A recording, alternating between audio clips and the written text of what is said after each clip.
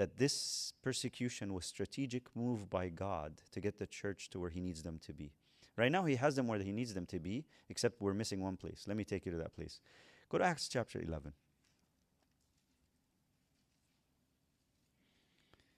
Verse 19. Now those who were scattered after the persecution that arose over Stephen. Is that the same one that we're talking about? Yes. What happened? They traveled as far as Phoenicia, Cyprus, and Antioch, preaching the word to no one but the Jews only. Now are they positioned where God wants them? He has the church right where they want them.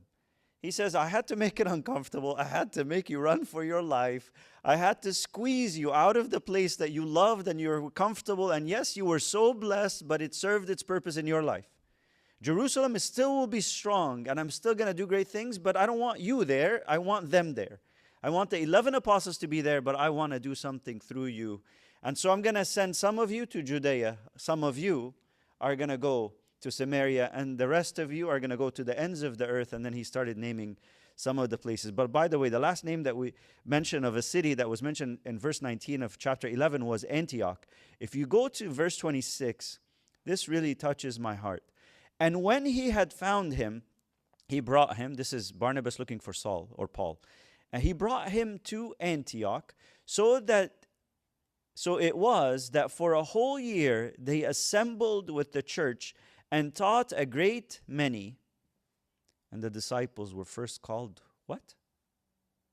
Christians in Antioch. The first word of the word Christian, which is what we call on ourselves, happened in Gentile territory, in the ends of the earth, when the church finally fulfilled its purpose. And no longer in verse 19 in chapter 11 said they were only speaking to the Jews.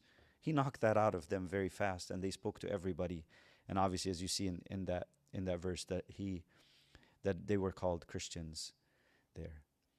And I want to take us to the first lesson, purpose. God has a purpose in our lives. When it's uncomfortable, what we should do is actually smile, because he's doing something. And I'm not talking about like make it uncomfortable like Jonah type of uncomfortable where we are deliberately disobeying him and going away from his will. But when we are living for him and honoring him, and then things get messy, just smile, because he's about to do something in our lives. This takes us to the second point. So first point, God has a purpose even if things don't seem like they're going right.